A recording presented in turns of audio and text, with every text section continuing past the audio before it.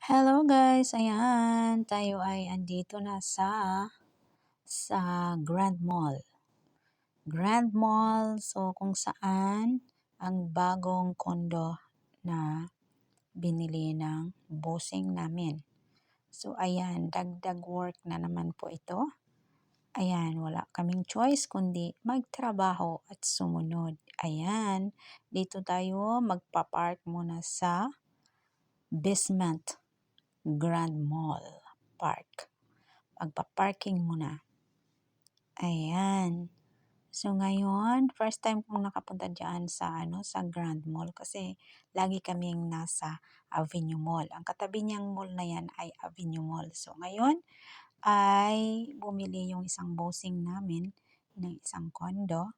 So another business na naman po nila. Ayan. So dagdag trabaho.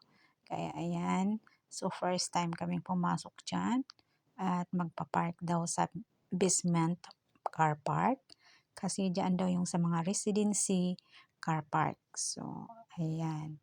So, alam ng bossing namin dyan at dinala kami dyan kasi ituturo niya kung saan, kung anong floor, kung anong number ng condo. Ayan. So, grabe. So, napakaganda yung loob pala din ayan, umakyat na kami sa taas. Sa basement 2 ng car park.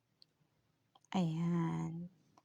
Diyan muna kami magpa-park para makita namin yung kung saan nakapark yung car pag kami ay nagpupunta diyan at maglilinis sa kanilang condo. Ayan.